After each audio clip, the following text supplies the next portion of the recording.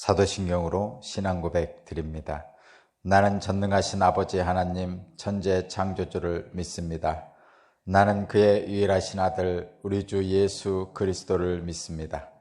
그는 성령으로 잉태되어 동정녀 마리아에게서 나시고 본디오 빌라도에게 고난을 받아 십자가에 못 박혀 죽으시고 장사된 지 사흘 만에 죽은 자 가운데서 다시 살아나셨으며 하늘에 오르시어 전능하신 아버지 하나님 우편에 앉아 계시다가 거기로부터 살아있는 자와 죽은 자를 심판하러 오십니다. 나는 성령을 믿으며 거룩한 공교회와 성도의 교제와 죄를 용서받는 것과 몸의 부활과 영생을 믿습니다. 아멘. 찬송가 212장입니다. 찬송가 212장.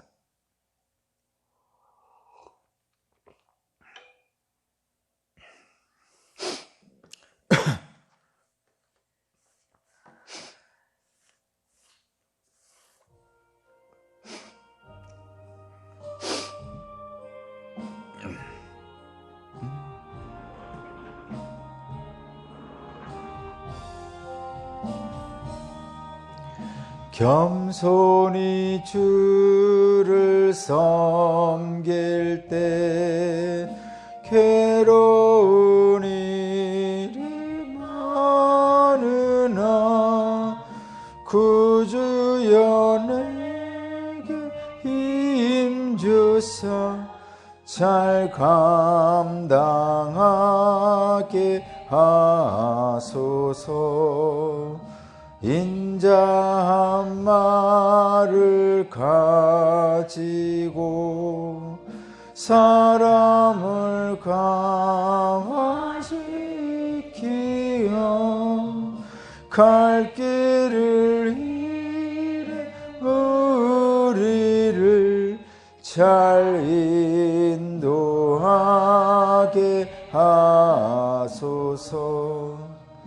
구주의 귀한 인내를 깨달아 알게 하시고 굳건한 믿음 주셔서 늘 승리하게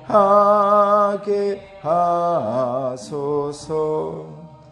장래의 영광 비추사 소망이 되게 하시며 구주와 함께 살면서 참 평가 얻게 하소서. 아멘. 아멘.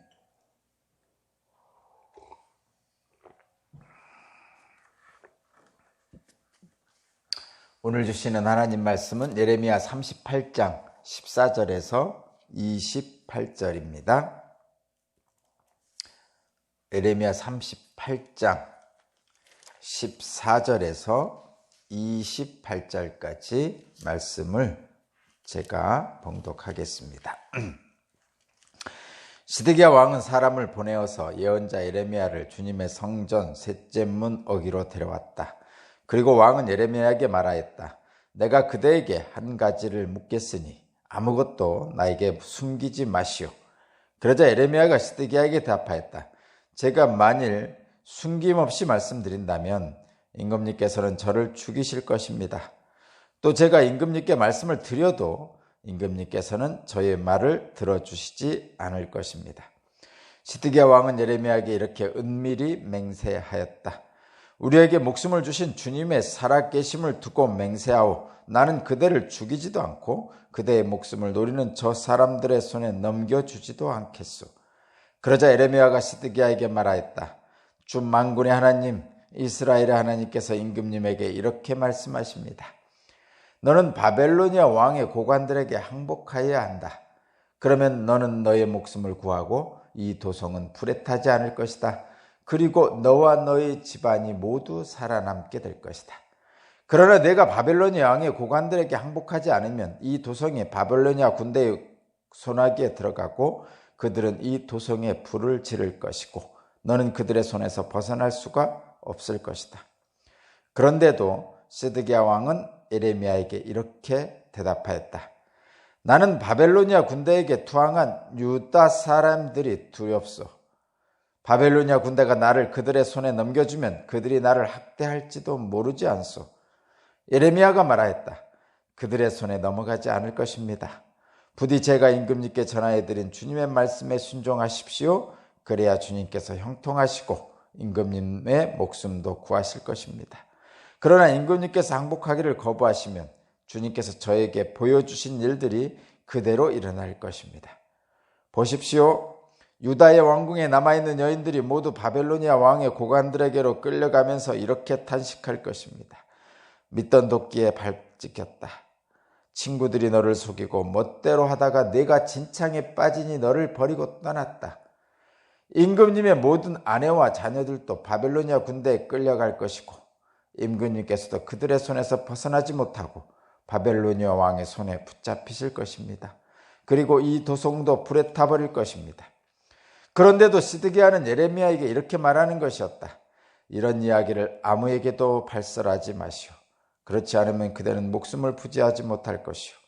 나하고 이야기했다는 것을 고관들이 알면 그들이 그대에게 와서 나하고 무슨 말을 하였으며 또 내가 무슨 말을 하였는지 자기들에게 사실대로 말하라고 할 것이요.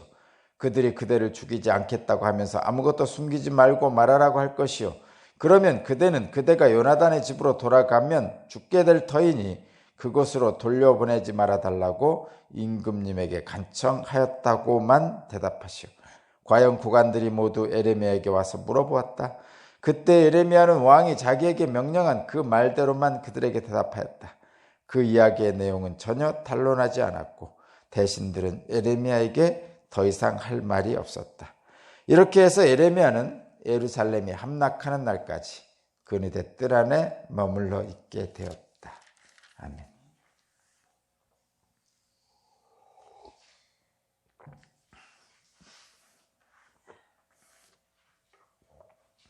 네, 오늘 말씀의 제목은 선택의 갈림길에서 라는 제목입니다. 선택의 갈림길에서. 결론은 이거죠. 하나님을 의지하지 말고 아니 사람을 의지하지 말고 하나님을 의지하십시오. 참 하나님을 의지한다는 게 참으로 어려운 일이죠. 어려운 일인 이유는 하나님은 보이지 않으셔서 직접적으로 내게 어떠한 행위를 한다고 느끼지 못하기 때문이죠. 그런데 주변의 사람은 직접적으로 내게 뭔가를 한다고 생각하는 거죠. 그래서 참 보이지 않는 하나님을 믿는다는 것은, 의지한다는 것은 참으로 어려운 일입니다. 그래서 우리에게는 분별력이 필요합니다. 그러니까 눈에 보이는 것만 보는 게 아니고 눈에 보이지 않는 것을 볼 수 있는 분별력이 필요한 거죠. 제가 늘 말씀드리지만 빙하는 물 위에 떠 있는 부분은 5%밖에 안 됩니다. 100개 중에 5개. 물 밑에 95%가 물 밑에 있습니다. 예전에 타이타닉호가 빙하에 부딪혀서 추락했다고 그랬잖아요. 타이타닉호가 추락했습니다. 100년도 넘은 얘기인데 거기에 있는 많은 사람들이 죽었죠. 영국에서 출발해서 미국으로 가는 배였습니다. 북극 가까운 곳에 북해 쪽에서 침몰했는데 가다가 밤에 빙하를 발견하고 피했죠. 이제 그 조타수들이 있고 항해를 하는 사람들이 있는데 근데 가다가 피했어요. 눈에 보이는 물 위에 있는 빙하는 피했는데 물 안에 있는 물속에 있는 빙하를 피하지 못하고 물속에 있는 빙하에 부딪혀서 침몰했어요. 그러니까 저와 여러분은 영적 분별력이라는 것은 보이는 것들만 보면 보이지 않는 것들에 의해서 운행되는 것들을 알지 못하면 분별력이 없는 겁니다. 그래서 늘 하나님의 지혜라는 것은 그 세상의 원리, 하나님이 창조하신 자연의 법칙, 이런 것들을 분별할 수 있는 거죠. 또 하나 예를 들면 이런 것입니다. 하나님이 창조하신 자연의 법칙을 어기는 인간들이죠.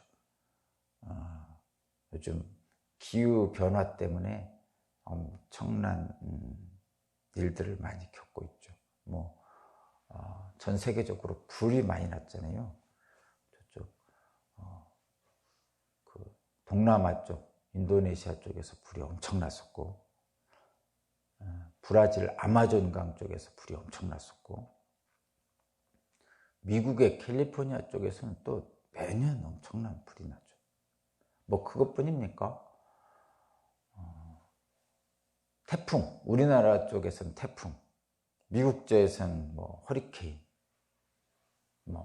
기후 때문에 지금 난리죠. 기후 변화 때문에. 근데 하나님이 만드신 이 우주 운행의 원리는 아주 정확하게 합니다. 벌써 지금 가을이 됐잖아요. 봄, 여름, 가을, 겨울. 그 뜨겁던 여름, 장마가 길었던 그것들이 다 끝나고 이제 가을이 되잖아요. 정말 좋은, 계절적으로 너무나 좋은 계절이 왔죠. 인간이 눈에 보이는 석탄, 석유, 화석연료 이런 것들을 너무 많이 써가지고 기후를 변화시켜 버렸어요. 그러니까 보이는 당장의 눈앞에 이득인 석탄, 석유를 사용함으로써 보이지 않는 하나님의 자연의 법칙을 깨뜨린 겁니다. 많이도 안 깨뜨렸어요. 이만큼 깨뜨렸어요. 이만큼. 그게 뭐냐면 한 1도? 잘 모르겠어요. 저 기후학자들이 연구한 바에 1.5도 올라가면 평균 기온이 1년 동안의 평균 기온이 1.5도 올라가면 그냥 망한대요. 멸망한대요. 지구가. 1.5도 올라간 게 그 대수냐 이렇게 생각하는데 과학자들이 얘기한 거예요. 근데 지금 1.5도에 가깝게 1도 정도 올라갔답니다. 지난 100년 동안에. 그래가지고 이런 기후변화를 이만큼 바뀐 거예요. 진짜 1도 변화. 우리 생각에는. 근데 그 1도, 1.5도 바뀌면 공룡이 멸망하듯이 멸망한다. 그런 얘기를 합니다. 저는 기후학자 아니라서 잘 모르는데. 그렇습니다. 보이는 것은 우리 가까이 있는 것처럼 느껴지고 보이지 않는 것은 멀리 있는 것처럼 느껴지지만 실제로 이 세상에 운행되는 모든 원칙은, 원리는 보이지 않는 것에 있습니다.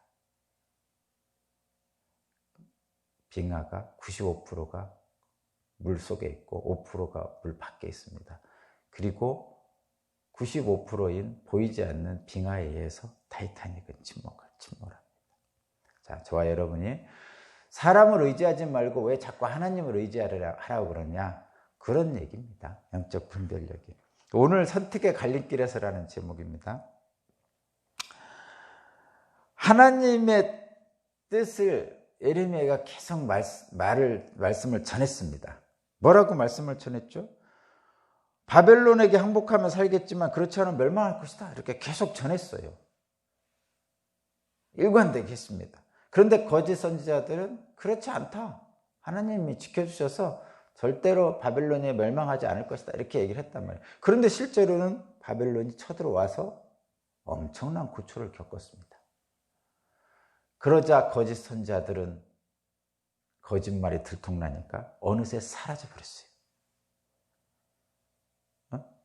그리고 잠시 국제 정세에 의해서 애국 군대가 출동한다는 소식을 들은 바벨로니아 군대가 잠시 철수합니다. 그때 에레미야를 데려오죠.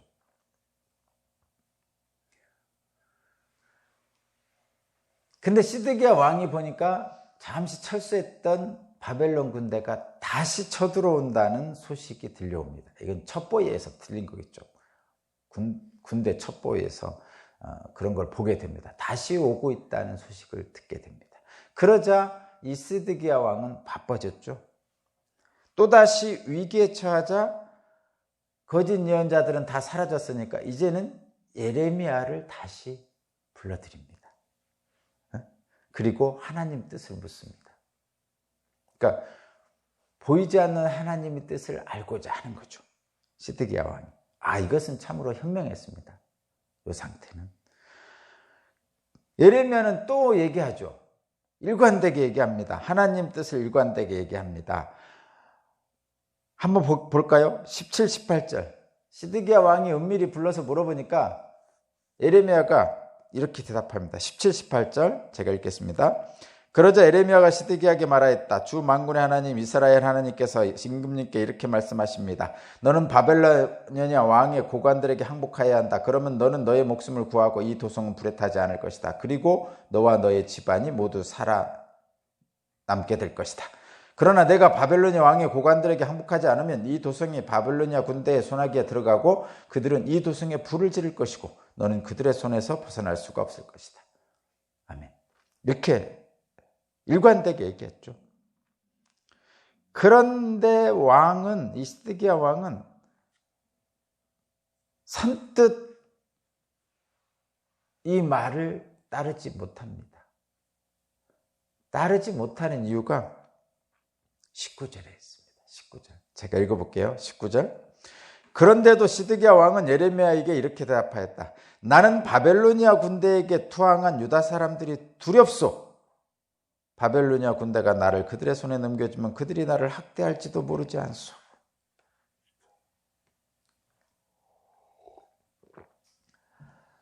시드기야는 사람들을 두려워했어요. 하나님을 두려워하지 않고 사람을 두려워한 것이죠.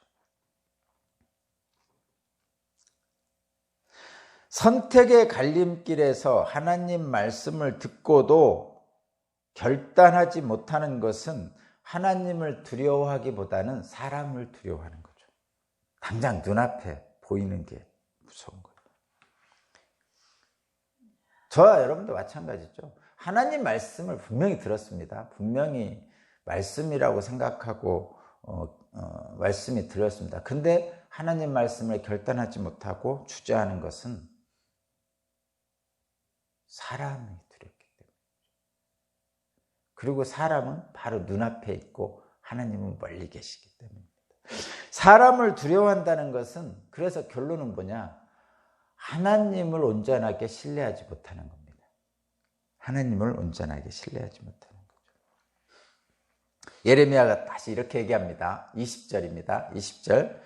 예레미야가 말하였다. 그들의 손에 넘어가지 않을 것입니다. 부디 제가 임금님께 전하여드린 주님의 말씀에 순종하십시오. 그래야 임금님께서 형통하시고 임금님의 목숨도 구하실 것입니다.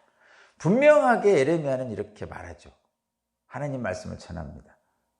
살 길을 말합니다. 살 길, 살 수 있는 길을. 그런데 사람을 두려워해서 그 말에 따르지 않습니다.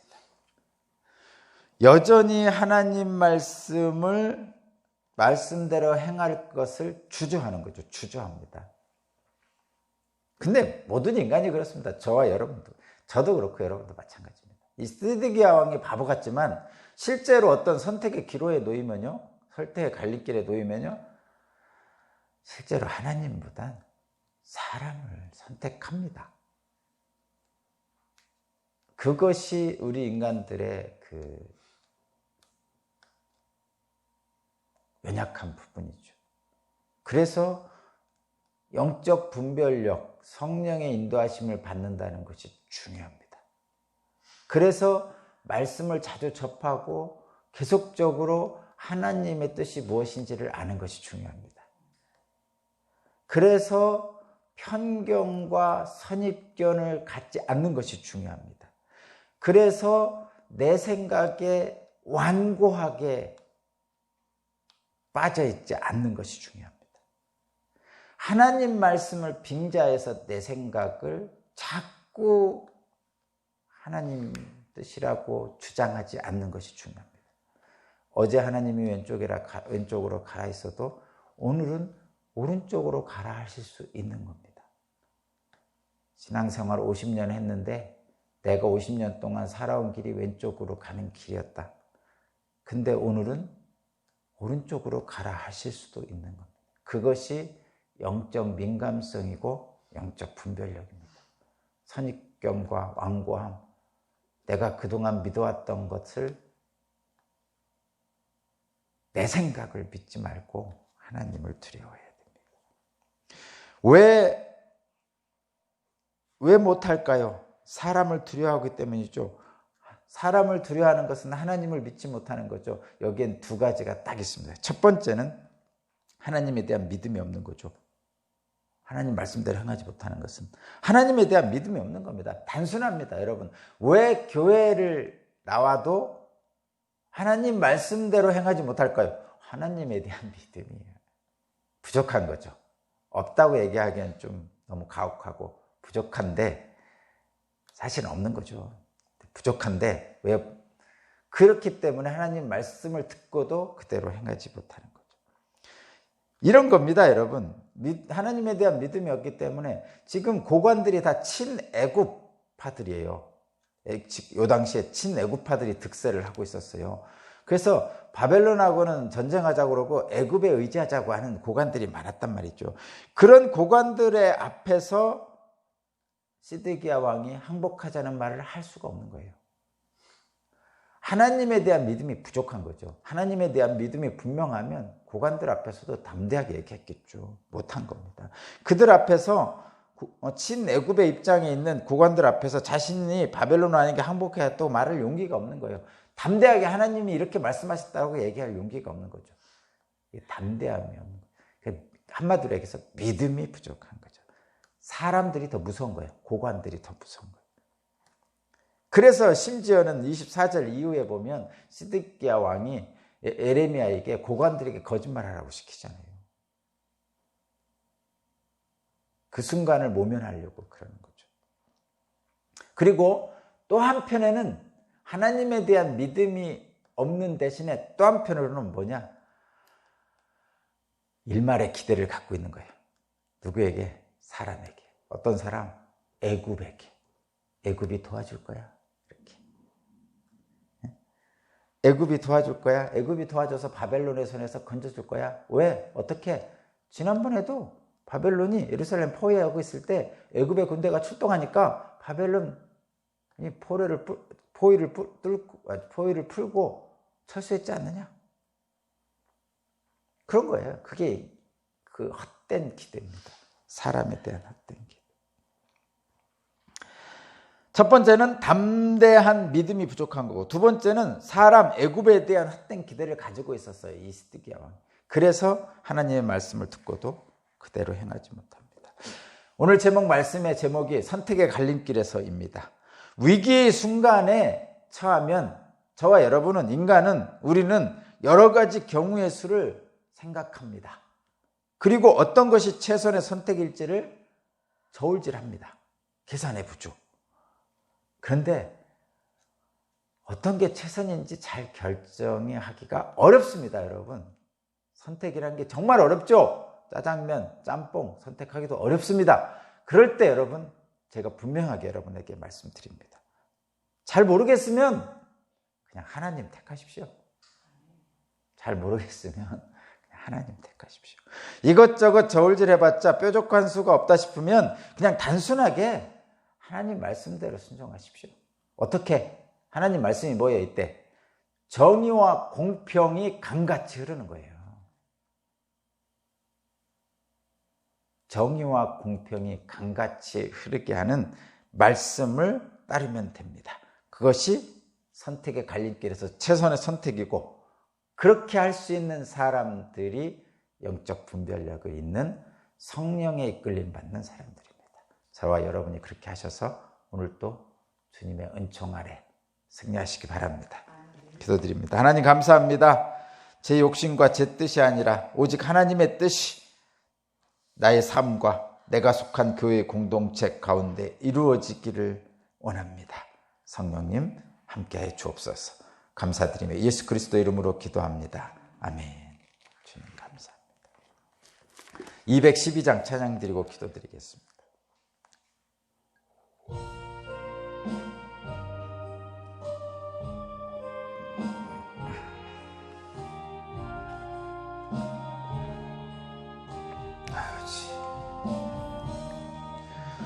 겸손히 주를 섬길 때 괴로운 일이 많으나 그 주여 내게 임주사 잘 감당하게 하소서. 인자한 말을 가지고 사람을 감화시키며 갈 길을 잃은 무리를 잘 인도하게 하소서. 그 주의 귀한 인내를 깨달아 알게 하시고 굳건한 믿음 주셔서 잘 승리하게 하소서.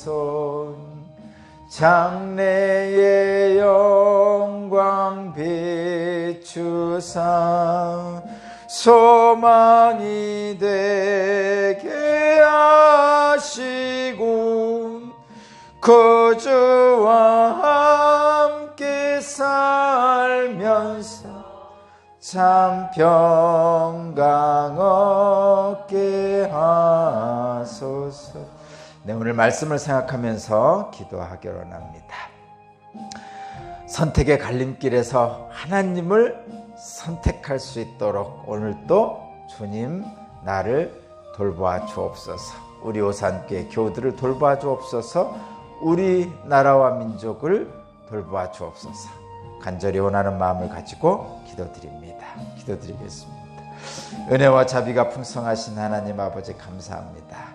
오늘도 말씀을 통해서 새로운 은총으로 우리를 덮어주시니 감사합니다. 우리는 세상의 옷을 입고 삽니다. 그러나 그리스도의 옷을 덧입고 삽니다. 그리스도의 옷을 덧입은 그리스도인으로서 하나님의 말씀이 내게 온전히 임하여 그 말씀대로 살 수 있도록 오늘도 주장하여 주옵소서.